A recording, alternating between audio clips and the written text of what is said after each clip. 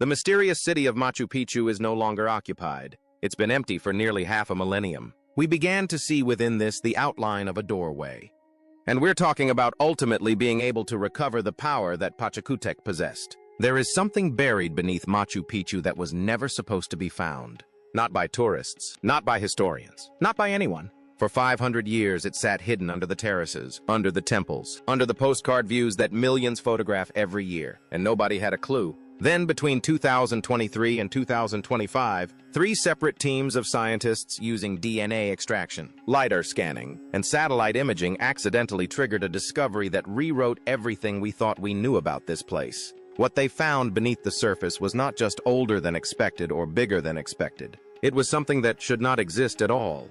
And here is what makes this story dangerous. Within weeks of the findings going public, the Peruvian government made a move that makes no sense. Unless what is buried beneath Machu Picchu is worth more hidden than understood. This is the discovery no one saw coming, and no one was prepared for what happened next. The bones that changed everything. To understand what is buried beneath Machu Picchu, we have to go back 1 year earlier to a genetics lab at Yale where a bioarchaeologist named Dr. Lucy Salazar had just received results that made her call her colleague at 2 o'clock in the morning. For months, Salazar and geneticist Dr. Richard Berger had been leading an effort to extract and sequence the DNA of 34 individuals buried within the walls of Machu Picchu.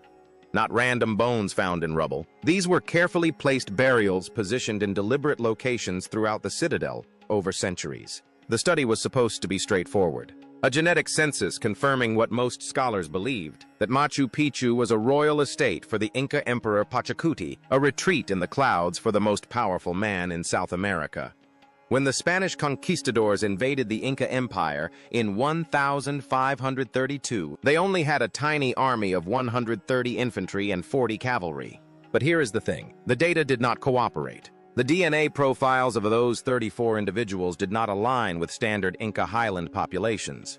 Not even close. The genetic diversity was staggering. People from completely different ethnic backgrounds, different regions, different linguistic groups, all interred together in one place. Some carried markers from coastal populations, hundreds of miles to the west. Others traced to groups far to the north. Dr. Berger later described the findings as unlike anything they had anticipated. The picture forming on their screens looked nothing like a royal retreat. This was something else entirely. Something far more complex and far more deliberate than anyone had imagined. And then Salazar found the 6 women. 6 female remains buried among the others carried DNA that traced not to the Andes Mountains, but to the Amazon rainforest. Lowland jungle people found at 2,440 meters altitude in the clouds at a site supposedly reserved for Inca royalty. I need you to picture the distance here. The Amazon basin and Machu Picchu are separated by some of the most geography on the planet. You start in dents. The terrain shifts from mud to ice to exposed rock face. Modern hikers with satellite phones and Gore-Tex gear still die on routes like these. And somehow, 500 years ago, these women made that journey or were made to make it. One pair stopped Salazar cold, a mother and daughter buried near each other. When the team analyzed the isotopes locked in their bones, the chemistry told 2 completely different life stories. The mother's bones carried one dietary and geographic signature, the daughter's carried another. They had lived in different places at different times of their lives, different diets, different water sources, different worlds. The mother had grown up eating the foods of one region, breathing its air, drinking from its rivers. The daughter had done the same somewhere else entirely. 2 women connected by blood, separated by geography, and then reunited in death at 2,440 meters in a citadel nobody was supposed to question. Salazar sat with those results for a long time before she wrote anything down. This was not random migration. This was orchestrated, deliberate. These women were brought to Machu Picchu on purpose, transported hundreds of miles through some of the most punishing terrain on Earth. Someone decided they needed to be here. Someone with the authority to move people across an empire like pieces on a board. The question that nobody in the Peruvian government wanted to touch was brutally simple. Why? Why bring Amazonian women to a mountain fortress in the sky? What role did they play? And what does their presence tell us about what Machu Picchu actually was? But that was not even the strangest part. Because while Salazar and Berger were analyzing bones in New Haven, someone else was already scanning from the sky. And what they found made the DNA look like a footnote. What the lasers found. In 2024, Ari Karamanica and a team of remote sensing specialists flew LiDAR-equipped drones over sections of Machu Picchu that no tourist has ever set foot on. LiDAR fires millions of laser pulses at the ground and builds three-dimensional maps of what lies beneath vegetation, soil, even shallow rock. It strips away the jungle like peeling skin off a body. It sees what human eyes cannot. The drones swept across dense forested slopes surrounding the famous terraces and temples. Areas that had been classified for decades as natural wilderness. Untouched jungle framing a known site. Nothing to see here. 12 structures. That is what appeared on Karamanica's screen. 12 previously unknown buildings and platforms hidden beneath centuries of jungle growth. Structures that had never appeared on any map, any survey, any archaeological record in 500 years of exploration. Some showed the telltale signatures of ceremonial platforms. Others looked residential, administrative. The point is not what they were. The point is they were there. They had always been there, and nobody knew. Here is the catch. The areas where these structures were found are restricted zones. Tourists do not go there. Most researchers do not go there. These are sections controlled by the Peruvian government, off limits for decades. Nobody has publicly explained why these zones were restricted in the first place, or why scanning them was never a priority. 12 buildings hidden for 5 centuries found in weeks in areas nobody was allowed to look. Areas the Peruvian government had kept sealed while, as we would later learn, quietly reviving plans to flood this entire valley with 8 million tourists a year. And if 12 structures were hiding just outside the known boundaries, how many more were sitting in the surrounding valleys? How large was the original complex? Were we looking at a single citadel, or the visible center of something much, much bigger? Keep that.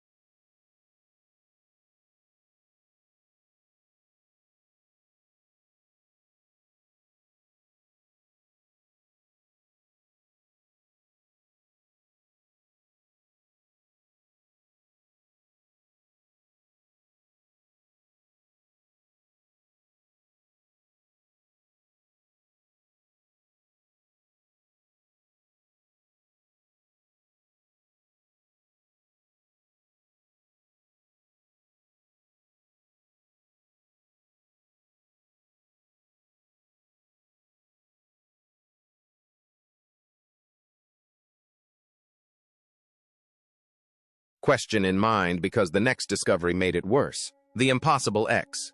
In 2025, a geologist named Dr. Rualdo Menegat at the Federal University of Rio Grande do Sul in Brazil was analyzing satellite imagery when he noticed something in the geological data beneath Machu Picchu that made him rerun his models 3 times before he believed it. 2 major fault lines, each stretching approximately 175 kilometers, crossed directly beneath the citadel. Not near it, not close to it, directly under it, forming a perfect X. The intersection point sits almost exactly where the main temple complex stands. Now, fault lines mean one thing to most people.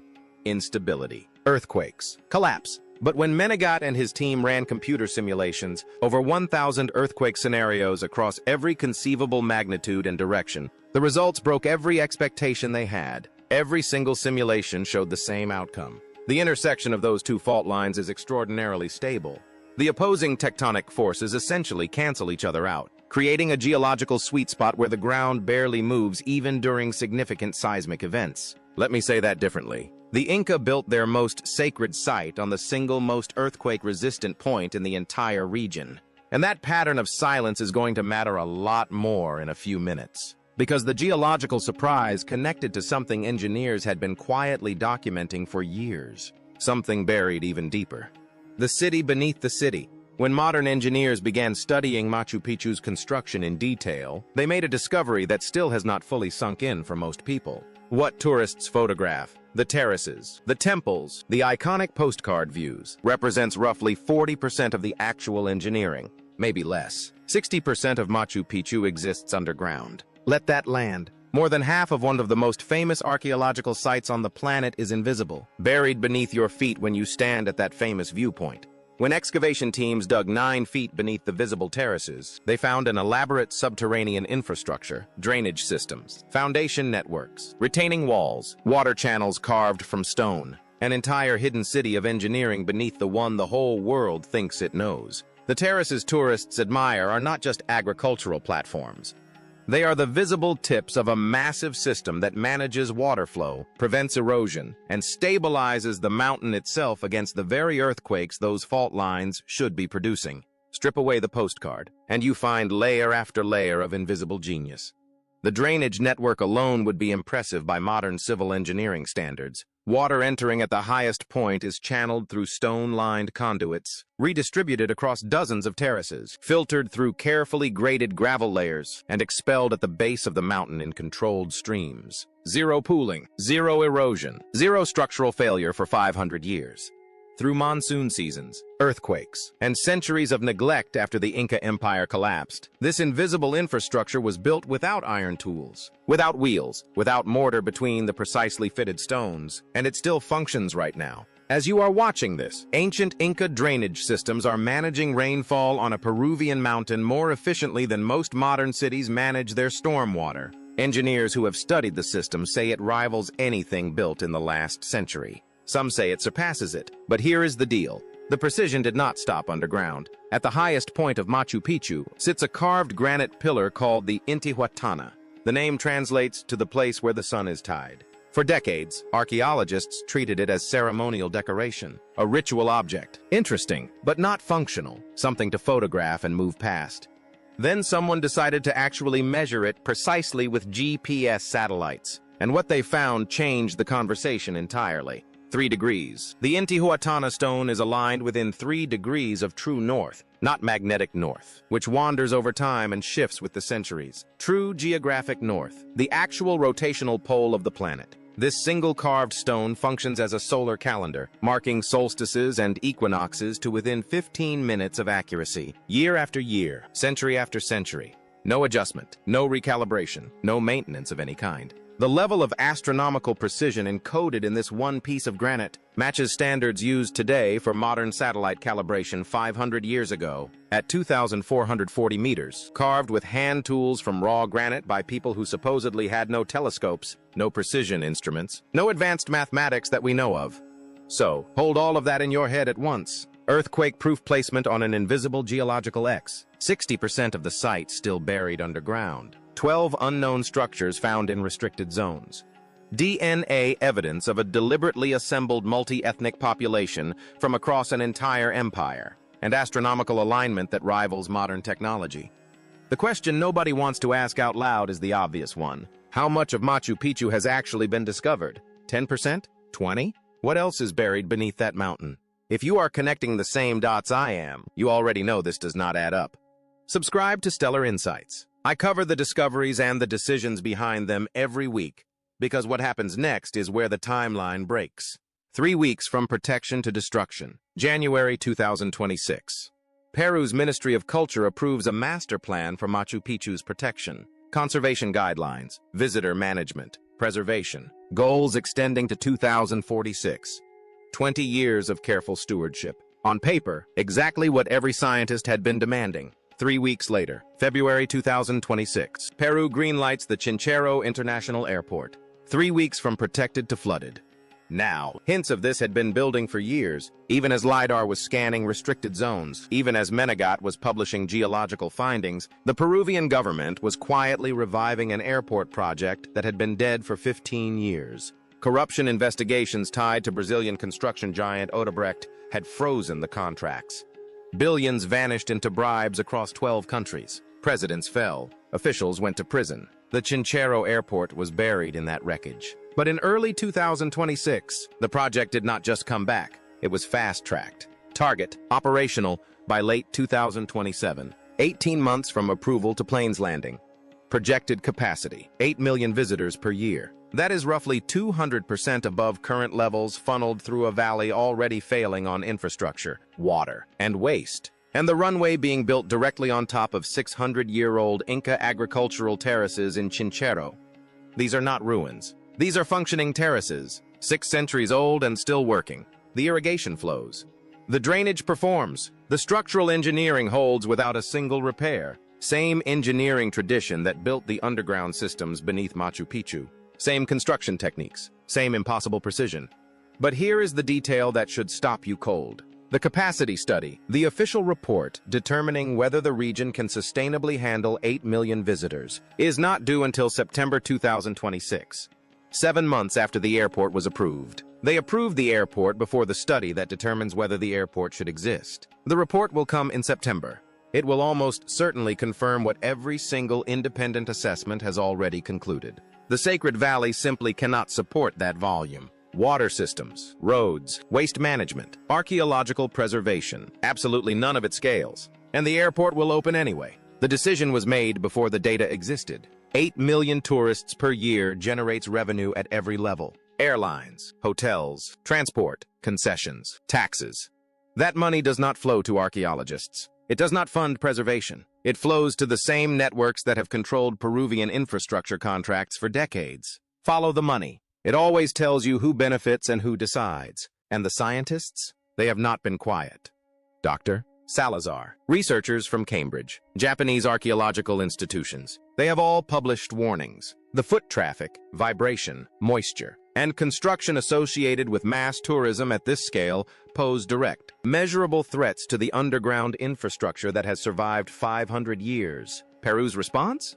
Silence. No rebuttals. No counter-arguments. No engagement with a single data point. Just silence and a construction timeline. One side has peer-reviewed research, DNA evidence, LiDAR mapping, geological modeling, and 5 centuries of structural proof. The other side has revenue projections and a runway blueprint. And the terraces they are about to pave over? Once those are gone, the living laboratory for understanding how Machu Picchu's underground systems were built is gone with them, permanently. What they do not want studied. So, here is where we are. And I need you to hear this clearly. Scientists spent 5 years peeling back what Machu Picchu really is. Not a vacation palace for an emperor, not a ceremonial retreat. A deliberately engineered nerve center of an empire. Genetically diverse, geologically perfect, built on an invisible X that we needed satellites to find. 60% buried underground, aligned to the stars within 3 degrees. A site so precisely constructed that its plumbing still works after 5 centuries. And its foundations shrug off earthquakes that have flattened modern cities built with steel and concrete. And now, after every scan revealed how impossibly complex it is, after every study proved how fragile the ecosystem around it is, after every piece of evidence pointed towards something far more significant than a tourist destination, Peru is racing to open the floodgates. Not carefully, not gradually, in 18 months flat. The capacity report arrives September 2026. The airport opens late 2027. But here is the question that will not let go. And I am going to say it because nobody else will. What if this is not about tourism at all? What if the scans revealed something that certain people do not want carefully, publicly, independently studied? What if what is underground, what is hiding in those restricted zones? What those 12 structures actually contain is more valuable controlled than understood? What if someone looked at that data and saw not a heritage site, but an asset? I am not saying conspiracy. I am saying the timeline makes no sense unless you factor in what these discoveries threaten. 15 years of nothing, dead silence, not a single shovel in the ground. Then 5 years of revelations that prove the site is orders of magnitude more significant and more fragile than anyone understood. And suddenly, urgently, an airport project that sat dead for a decade and a half has to be finished in 18 months. Right after scientists proved there is far more buried beneath that mountain than anyone realized. Right after the data showed we have only scratched the surface of what is down there. Dr. Menegat published the geological silence from Lima. Caramanica's LiDAR found 12 structures in restricted zones. Silence. Salazar's DNA shattered the royal retreat theory and proved Machu Picchu was a deliberately assembled multi-ethnic hub of imperial power. Silence. And then, 3 weeks after signing a 20-year protection plan, the bulldozers got the green light. September 2026. The capacity report drops. Will it change anything? Or was the decision cemented years ago in rooms where money talks louder than 5 centuries of proof? Subscribe to Stellar Insights because this story is accelerating faster than anyone expected. And something tells me we have not seen the worst of it yet. The countdown is on. And Machu Picchu, the impossible city built on the impossible X with more than half its secrets, still buried in the dark beneath a mountain that was never supposed to give them up, is running out of time.